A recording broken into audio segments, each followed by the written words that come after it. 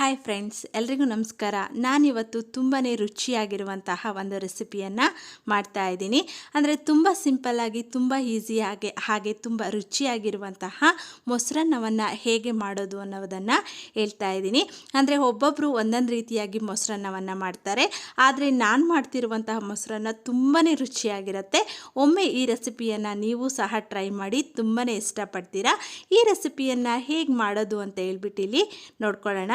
ನಾನಿಲ್ಲಿ ಒಂದು ಕುಕ್ಕರಿಗೆ ಅರ್ಧ ಕಪ್ಪಷ್ಟು ಅಕ್ಕಿಯನ್ನು ಹಾಕ್ಕೊಳ್ತಾ ಇದ್ದೀನಿ. ಇದನ್ನು ಚೆನ್ನಾಗಿ ಒಂದು 2-3 ಸಲ ವಾಶ್ ಮಾಡ್ಕೊಂಡ್ಬಿಟ್ಟು ಇದಕ್ಕೆ 1.5 ಕಪ್ಪಷ್ಟು ನಾನು ನೀರನ್ನು ಹಾಕ್ಕೊಳ್ತಾ ಇದ್ದೀನಿ. ಅಂದರೆ ಅರ್ಧ ಕಪ್ಪಷ್ಟು ಅಕ್ಕಿಗೆ 1.5 ಕಪ್ಪಷ್ಟು ನೀರನ್ನು ಹಾಕ್ಕೊಳ್ಬೇಕು. ಆಗ ಅನ್ನ ತುಂಬ ಸಾಫ್ಟಾಗಿ ಚೆನ್ನಾಗಿ ಬೇಯುತ್ತೆ. ಆನಂತರ ಇದಕ್ಕೆ ಸ್ವಲ್ಪ ಉಪ್ಪನ್ನು ಹಾಕ್ಕೊಂಡ್ಬಿಟ್ಟು ನಾನಿಲ್ಲಿ ಕುಕ್ಕರ್ ಲಿಡ್ಡನ್ನು ಕ್ಲೋಸ್ ಮಾಡಿಕೊಂಡು 2 ವಿಷಲ್ ಬರೆಸ್ಕೊಳ್ತೀನಿ. ಆಗ ಅನ್ನ ತುಂಬಾ ಸಾಫ್ಟಾಗಿ ಚೆನ್ನಾಗಿ ಬರುತ್ತೆ. ನೋಡಿ, ಇವಾಗ 2 ವಿಸಲ್ ಆಗಿದೆ, ಕುಕ್ಕರ್ ಸಹ ತಣ್ಣಗಾಗಿದೆ. ಇವಾಗ ಓಪನ್ ಮಾಡ್ತಾ ಇದ್ದೀನಿ. ನೋಡಿ, ತುಂಬಾ ಚೆನ್ನಾಗಿ ಅನ್ನ ಇಲ್ಲಿ ಆಗಿರೋವಂಥದ್ದನ್ನು ನಾವು ನೋಡ್ಬೋದು. ಈಗ ಇದನ್ನು ನಾವು ಚೆನ್ನಾಗಿ ಸ್ಮ್ಯಾಶ್ ಮಾಡ್ಕೊಳ್ಳೋಣ. ಅಂದರೆ ಅನ್ನ ಬಿಸಿ ಇರಬೇಕಾದ್ರೇ ಈ ರೀತಿಯಾಗಿ ಸ್ಮ್ಯಾಶ್ ಮಾಡ್ಕೋಬೇಕು. ತಣ್ಣಗಾದ ನಂತರ ಇದು ಬರೋದಿಲ್ಲ. ಆನಂತರ ಇದನ್ನು ನಾವು ಒಂದು ಕಡೆ ತಣ್ಣಗಾಗಕ್ಕೆ ಇಡೋಣ. ನೋಡಿ, ಈ ರೀತಿಯಾಗಿ ಅನ್ನ ಇರಬೇಕು, ಆವಾಗ ಇದು ಚೆನ್ನಾಗಿ ಬರುತ್ತೆ. ಆನಂತರ ನಾನು ಇಲ್ಲಿ ಒಂದು ಪ್ಯಾನನ್ನು ಇಟ್ಕೊಂಡ್ಬಿಟ್ಟು ಇದಕ್ಕೆ ಒಂದು 2 ಟೇಬಲ್ ಸ್ಪೂನಷ್ಟು ಎಣ್ಣೆಯನ್ನು ಹಾಕ್ಕೊಳ್ತಾ ಇದ್ದೀನಿ. ಇದು ಬಿಸಿ ಆದಮೇಲೆ ಒಂದು ಅರ್ಧ ಟೇಬಲ್ ಸ್ಪೂನಷ್ಟು ಸಾಸಿವೆಯನ್ನು ಹಾಕ್ಕೊಳ್ತಾ ಇದ್ದೀನಿ. ಸಾಸಿವೆ ಸ್ವಲ್ಪ ಚಟಪಟ ಅಂತ ಅಂದಮೇಲೆ ಇಲ್ಲಿ 1 ಟೇಬಲ್ ಸ್ಪೂನಷ್ಟು ಕಡಲೆಬೇಳೆಯನ್ನು ಹಾಕ್ಕೊಳ್ತಾ ಇದ್ದೀನಿ. ಅದರ ಜೊತೆಗೆ ಅರ್ಧ ಟೇಬಲ್ ಸ್ಪೂನಷ್ಟು ಉದ್ದಿನ ಬೇಳೆಯನ್ನು ಸಹ ನಾನಿಲ್ಲಿ ಸೇರಿಸ್ಕೊಳ್ತಾ ಇದ್ದೀನಿ. ಇದೆಲ್ಲವನ್ನು ಸಹ ನಾವು ಚೆನ್ನಾಗಿ ಫ್ರೈ ಮಾಡ್ಕೊಳ್ಳೋಣ. ಅಂದರೆ ಇದು ಸ್ವಲ್ಪ ಒಂಬಣ್ಣ ಬರೋವರೆಗೆ ಫ್ರೈ ಆಗಬೇಕು, ಆಗ ಇದು ಟೇಸ್ಟ್ ತುಂಬ ಚೆನ್ನಾಗಿರುತ್ತೆ. ಆನಂತರ ನಾನು ಇದಕ್ಕೆ ಸ್ವಲ್ಪ ಗೋಡಂಬಿಯನ್ನು ಸಹ ಹಾಕ್ಕೊಳ್ತಾ ಇದ್ದೀನಿ.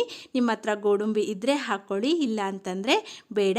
ಇದನ್ನು ಅಷ್ಟೇ ನಾವು ಇಲ್ಲಿ ಚೆನ್ನಾಗಿ ಫ್ರೈ ಮಾಡ್ಕೊಳ್ಬೇಕು. ಆನಂತರ ಇದಕ್ಕೆ ನಾನು ಒಂದು 2 ಒಣಮೆಣಸಿಕಾಯಿ ಹಾಗೆ 1-2 ಹಸಿರು ಮೆಣಸಿಕಾಯಿಯನ್ನು ಕಟ್ ಮಾಡ್ಕೊಂಡ್ಬಿಟ್ಟು ಹಾಕ್ಕೊಳ್ತಾ ಇದ್ದೀನಿ. ನೀವು ಯಾವುದಾದ್ರೂ ಒಂದಾದರೂ ಹಾಕ್ಕೋಬೋದು, ಇಲ್ಲ ಈ ರೀತಿಯಾಗಿ 2 ಸಹ ಹಾಕ್ಕೊಂಡು ಫ್ರೈ ಮಾಡ್ಕೊಳ್ಬೋದು. ಆನಂತರ ಇದೆಲ್ಲ ಫ್ರೈ ಆದಮೇಲೆ ನಾನಿಲ್ಲಿ ಕರಿಬೇವಿನ ಸೊಪ್ಪನ್ನು ಹಾಕ್ಕೊಳ್ತಾ ಇದ್ದೀನಿ. ನೋಡಿ, ಫ್ರೆಶ್ ಆಗಿರುವಂತಹ ಕರಿಬೇವಿನ ಸೊಪ್ಪನ್ನು ಹಾಕ್ಕೊಳ್ತಾ ಇದ್ದೀನಿ. ಈ ರೀತಿಯಾಗಿ ಫ್ರೆಶ್ ಆಗಿರುವಂತಹ ಕರಿಬೇವಿನ ಸೊಪ್ಪನ್ನು ಹಾಕ್ಕೊಂಡ್ರೆ ತುಂಬಾ ರುಚಿ ಚೆನ್ನಾಗಿರುತ್ತೆ, ಜೊತೆಗೆ ಫ್ಲೇವರು ಸಹ ಚೆನ್ನಾಗಿರುತ್ತೆ. ಆನಂತರ ಒಂದು ಅರ್ಧ ಟೇಬಲ್ ಸ್ಪೂನಷ್ಟು ಶುಂಠಿಯನ್ನು ನಾನಿಲ್ಲಿ ಚೆನ್ನಾಗಿ ತುರಿದ್ಬಿಟ್ಟು ಹಾಕ್ಕೊಳ್ತಾ ಇದ್ದೀನಿ. ಬೇಕಿದ್ದರೆ ನೀವು ಜಜ್ಜಿಯೂ ಸಹ ಹಾಕ್ಕೊಳ್ಬೋದು. ಇದು ಅಷ್ಟೇ ಹಸಿ ವಾಸನೆ ಎಲ್ಲ ಹೋಗೋವರೆಗೆ ನಾವಿಲ್ಲಿ ಫ್ರೈ ಮಾಡ್ಕೊಳ್ಬೇಕಾಗತ್ತೆ. ನೋಡಿ, ಇದೆಲ್ಲ ಚೆನ್ನಾಗಿ ಫ್ರೈ ಆಗಿದೆ. ಈಗ ನಾನಿಲ್ಲಿ ಒಂದು 10 ಕಾಳು ಮೆಣಸನ್ನು ಹಾಕ್ಕೊಳ್ತಾ ಇದ್ದೀನಿ. ಇಲ್ಲಿ ಮೆಣಸನ್ನು ಹಾಕ್ಕೊಳೋದ್ರಿಂದ ತುಂಬಾ ಚೆನ್ನಾಗಿ ಟೇಸ್ಟಿಯಾಗಿ ಇರುತ್ತೆ. ಮೊಸರನ್ನ ತಿನ್ನಬೇಕಾದ್ರೆ ಬಾಯಿಗೆ ಈ ಮೆಣಸು ಸಿಕ್ಕಿದರೆ ಫ್ಲೇವರ್ ತುಂಬಾ ಚೆನ್ನಾಗಿರುತ್ತೆ. ಆನಂತರ ನಾನು ಇದಕ್ಕೆ ಒಂದು 1/4 ಟೇಬಲ್ ಸ್ಪೂನಷ್ಟು ಇಂಗನ್ನು ಹಾಕ್ಕೊಳ್ತಾ ಇದ್ದೀನಿ. ಇಲ್ಲಿ ಇಂಗನ್ನು ಬಳಸೋದ್ರಿಂದ ಒಂದು ಒಳ್ಳೆ ಫ್ಲೇವರ್ ಬರುತ್ತೆ, ಹಾಗೆ ತುಂಬಾ ಟೇಸ್ಟಿಯಾಗಿ ಚೆನ್ನಾಗಿರುತ್ತೆ. ನೋಡಿ, ಇವಾಗ ಇದೆಲ್ಲ ಚೆನ್ನಾಗಿ ಫ್ರೈ ಆಗಿದೆ. ಈಗ ಇದನ್ನು ತಣ್ಣಗಾಗೋದಕ್ಕೆ ಬಿಡೋಣ. ನೋಡಿ, ಇಲ್ಲಿ ನಮ್ಮ ಅನ್ನವೂ ಸಹ ಚೆನ್ನಾಗಿ ತಣ್ಣಗಾಗಿದೆ. ಈಗ ನಾನು ಇದಕ್ಕೆ 1 ಕಪ್ಪಷ್ಟು ಮೊಸರನ್ನ ಸೇರಿಸ್ಕೊಳ್ತಾ ಇದ್ದೀನಿ. ಅಂದರೆ ಫಸ್ಟು ಒಂದು ಅರ್ಧ ಮೊಸರನ್ನ ಹಾಕ್ಕೊಂಡು ನಾನು ಇಲ್ಲಿ ಮಿಕ್ಸ್ ಮಾಡ್ಕೊಳ್ತಾ ಇದ್ದೀನಿ. ನೋಡಿ, ಅನ್ನ ಬಿಸಿ ಇರಬಾರ್ದು, ತುಂಬಾ ತಣ್ಣಗಾಗಿರಬೇಕು. ಆವಾಗ ಮಾತ್ರ ನೀವು ಮೊಸರನ್ನ ಸೇರಿಸ್ಕೊಳ್ಳಿ, ಇಲ್ಲ ಅಂತಂದರೆ ಮೊಸರು ಒಡೆದೋಗ್ಬಿಡುತ್ತೆ, ಮೊಸರನ್ನ ಚೆನ್ನಾಗಿರೋದಿಲ್ಲ. ಆನಂತರ ನೋಡಿ, ಇಲ್ಲಿ ನಾನು ಎಲ್ಲ ಮೊಸರನ್ನ ಹಾಕ್ಕೊಂಡು ಇಲ್ಲಿ ಮಿಕ್ಸ್ ಮಾಡ್ಕೊಳ್ತಾ ಇದ್ದೀನಿ.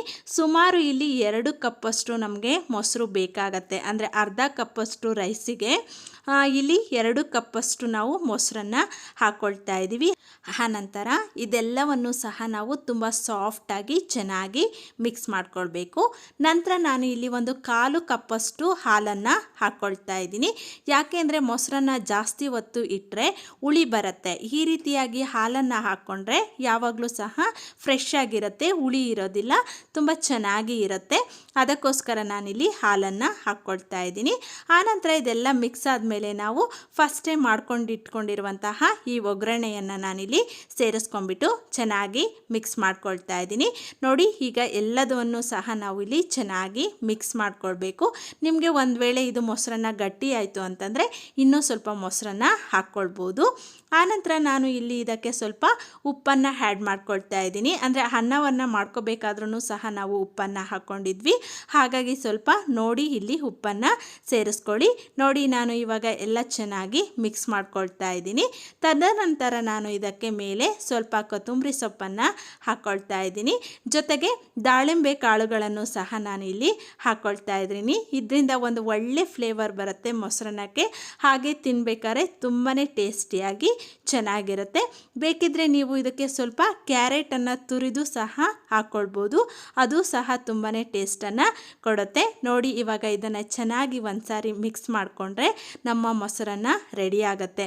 ಅಂದರೆ ಬೆಣ್ಣೆಯ ರೀತಿಯಲ್ಲಿ ಇರುವಂತಹ ರುಚಿಯಾದ ಮೊಸರನ್ನ ನಮಗೆ ಸಿದ್ಧ ಆಗುತ್ತೆ. ನೋಡಿ ಈ ರೀತಿಯಾಗಿ ನೀವು ಸಹ ಒಮ್ಮೆ ಟ್ರೈ ಮಾಡಿ. ಬೇಕಿದ್ರೆ ಈ ಹಂತದಲ್ಲಿ ನೀವು ಈರುಳ್ಳಿಯನ್ನು ಸಹ ಕಟ್ ಮಾಡಿಕೊಂಡು ಹಾಕ್ಕೊಳ್ಬೋದು. ಅಂದರೆ ಈರುಳ್ಳಿ ಇಷ್ಟ ಇದ್ದರೆ ಹಾಕ್ಕೊಳ್ಳಿ, ಇಲ್ಲ ಅಂತಂದರೆ ಇದೇ ರೀತಿಯಾಗಿ ಮಾಡ್ಕೊಳ್ಳಿ. ನೋಡಿ ನಾನು ಇವಾಗ ಒಂದು ಕಡೆ ಸರ್ವ್ ಮಾಡ್ಕೊಳ್ತಾ ಇದ್ದೀನಿ. ಎಷ್ಟು ಚೆನ್ನಾಗಿ ಪರ್ಫೆಕ್ಟಾಗಿ ನಮ್ಮ ಮೊಸರನ್ನ ರೆಡಿಯಾಗಿದೆ ಅನ್ನೋಂಥದ್ದನ್ನು ನೋಡ್ಬೋದು. ಇದ್ರ ಜೊತೆಗೆ ಉಪ್ಪಿನಕಾಯಿ ಇದ್ದರೆ ಅದರ ಮಜನೇ ಬೇರೆ ಅಲ್ವಾ. ತುಂಬಾ ಟೇಸ್ಟಿಯಾಗಿ ತುಂಬಾ ಚೆನ್ನಾಗಿ ಇರುತ್ತೆ. ಇದನ್ನು ನೋಡ್ತಾನೆ ಇದ್ರೇ ಬಾಯಲ್ಲಿ ನೀರು ಬರುತ್ತೆ, ಅಷ್ಟೊಂದು ರುಚಿಯಾಗಿ ಚೆನ್ನಾಗೇ ಕಾಣಿಸ್ತಾ ಇದೆ ಅಲ್ವಾ. ನೀವು ಸಹ ಮೊಸರನ್ನದ ಪ್ರಿಯರಾಗಿದ್ದರೆ ಪ್ಲೀಸ್ ನನ್ನ ಚಾನಲ್ಗೆ ಸಬ್ಸ್ಕ್ರೈಬ್ ಮಾಡಿ, ಲೈಕ್ ಮಾಡಿ, ಶೇರ್ ಮಾಡಿ, ಹಾಗೆ ಕಮೆಂಟ್ಸನ್ನು ಮಾಡಿ. ತಪ್ಪದೆ ನನ್ನ ಈ ರೆಸಿಪಿಯನ್ನು ಟ್ರೈ ಮಾಡಿ. ನೀವು ತುಂಬಾ ಇಷ್ಟಪಡ್ತೀರಾ. ಜೊತೆಗೆ ನಿಮ್ಮ ಫ್ಯಾಮಿಲಿ ಮೆಂಬರ್ಸು ಅಷ್ಟೇ ತುಂಬಾ ಲೈಕ್ ಮಾಡ್ತಾರೆ. ಹಾಗೆ ನನ್ನ ಈ ರೆಸಿಪಿಯನ್ನು ನೋಡಿದ್ದಕ್ಕೆ ನಿಮಗೆ ತುಂಬ ಹೃದಯದ ಧನ್ಯವಾದಗಳು. Thank you for watching.